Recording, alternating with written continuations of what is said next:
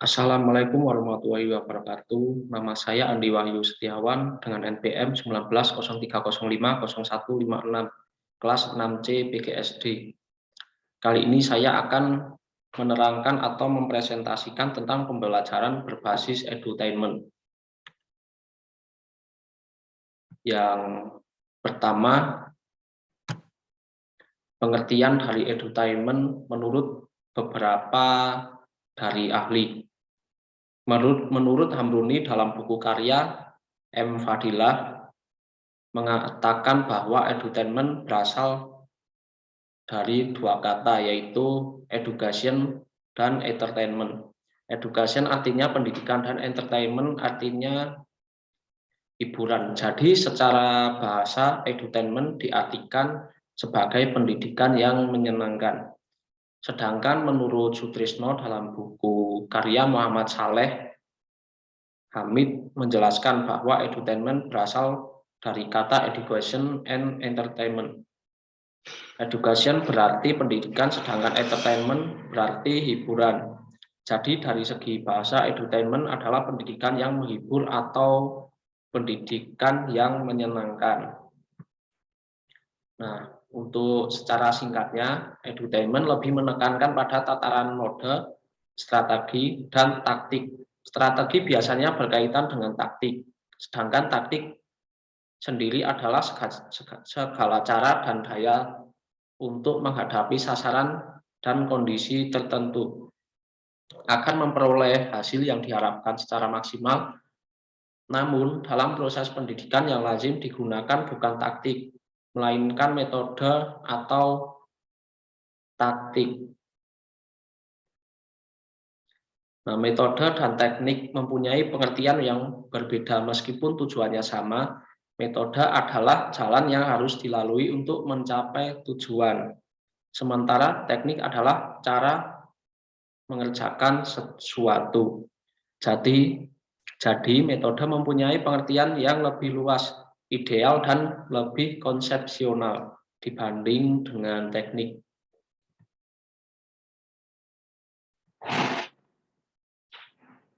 Prinsip-prinsip belajar berbasis edutainment.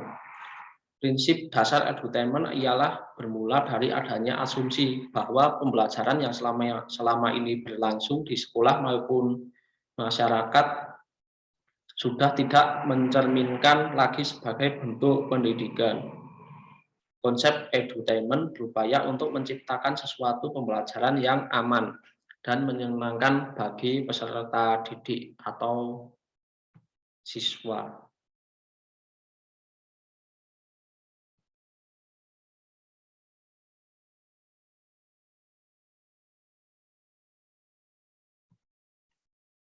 Tiga alasan yang melandasi munculnya konsep edutainment.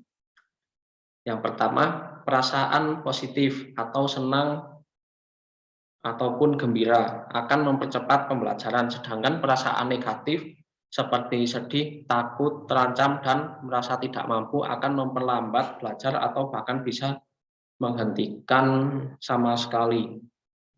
Yang kedua, jika seseorang mampu menggunakan potensi nalar dan emosinya secara jitu, maka akan membuat loncatan prestasi belajar yang tidak terduga sebelumnya.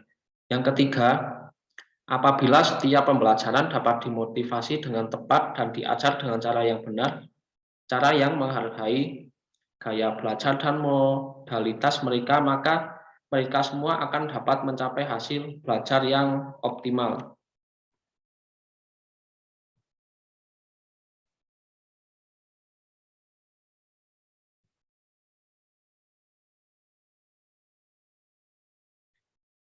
Selanjutnya, teori belajar berbasis edutainment.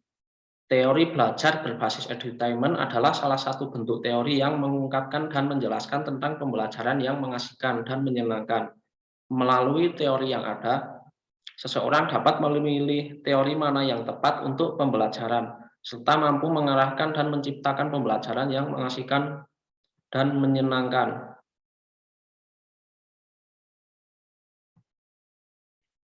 Dalam proses pembelajaran terdapat banyak teori yang telah diungkapkan oleh para ahli pendidikan maupun psikologis. Teori ini berkaitan dengan bagaimana cara memperlakukan peserta didik dalam kegiatan pembelajaran, sehingga mereka mampu menerima dan menangkap materi yang disampaikan pendidik dengan baik.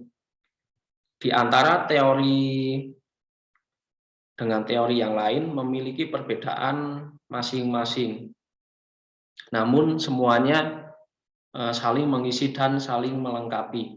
Melalui teori yang ada, seseorang dapat memilih teori mana yang tepat untuk pembelajaran serta mampu mengarahkan dan menciptakan pembelajaran yang mengasihkan ataupun menyenangkan. Adapun teori pembelajaran berbasis edutainment akan saya jelaskan. Yang pertama, teori belajar kooperatif.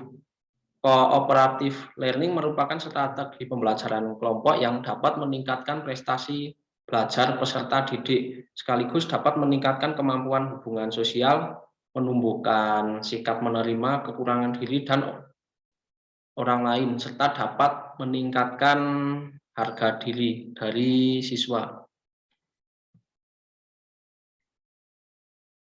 Ada 4 unsur penting dalam strategi pembelajaran kooperatif atau cooperative learning, yaitu adanya peserta didik dalam kelompok, upaya belajar setiap anggota kelompok, dan tujuan yang harus dicapai. Salah satu strategi dari model pembelajaran kelompok adalah cooperative learning. Yang kedua, teori otak triun.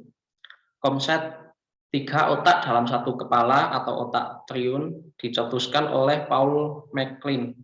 Perkembangan pengetahuan mengenai cara kerja otak saat ini telah berkembang sangat pesat. Paul MacLean sendiri telah mengembangkan teori otak triun ke level yang jauh lebih kompleks dan mendalam. Namun analogi yang kita gunakan di sini sangat membantu untuk memberikan pemahaman cara kerja otak dalam hubungannya dengan kesiapan belajar.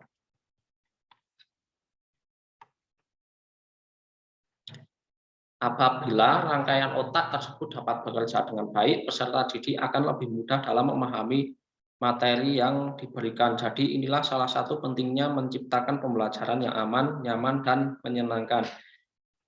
Yang ketiga adalah teori kecerdasan majemuk. Teori kecerdasan majemuk adalah teori yang menjelaskan kemajemukan kecerdasan yang mungkin sekali dimiliki oleh setiap siswa dan orang, karena tidak menutup kemungkinan bahwa setiap siswa atau orang memiliki multi talent dan multi intelligence. Meskipun dengan catatan tidak semua memiliki derajat kecerdasan dan talenta yang sama ataupun beragam.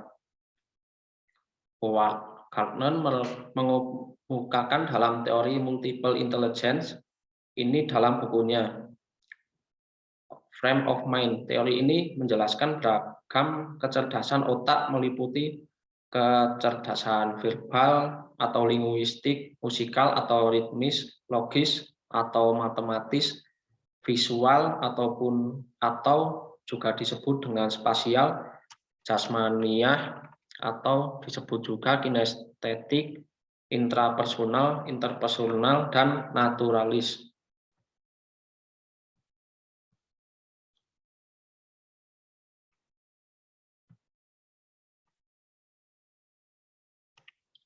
Selanjutnya, berbagai teori dan bentuk terapan edutainment. Yang pertama, humanizing the classroom. Humanizing artinya kemanusiaan, sedangkan the classroom berarti ruang kelas. Jadi secara harfiah, humanizing the classroom bermakna kemanusiaan ruang kelas. Yang kedua, active learning atau pembelajaran aktif. Pembelajaran aktif merupakan pendekatan pembelajaran yang lebih banyak melibatkan aktivitas siswa dalam mengakses berbagai informasi dan pengetahuan untuk dibahas dan dikaji dalam proses pembelajaran di kelas, sehingga mereka mendapatkan berbagai pengalaman yang dapat meningkatkan pemahaman dan kompetensinya. Yang ketiga, accelerated learning. Accelerated learning adalah pendekatan belajar paling maju yang digunakan pada masa sekarang ini dan mempunyai banyak sekali manfaat. Accelerated learning sendiri didasarkan pada penelitian mutakhir mengenai otak dan belajar. Yang keempat, quantum learning. Quantum learning berakar dari upaya Georgi Lozanov, seorang pendidik berkebangsaan Bulgaria yang bereksperimen dengan apa yang disebutnya sebagai sugestologi atau sugestopedia. Prinsipnya adalah bahwa sugesti dapat dan pasti mempengaruhi hasil situasi belajar dan setiap detail apapun memberikan sugesti positif ataupun negatif. Sekian presentasi dari saya. Apabila ada kesalahan ataupun salah kata, saya mengucapkan mohon maaf dan terima kasih. Wassalamualaikum warahmatullahi wabarakatuh.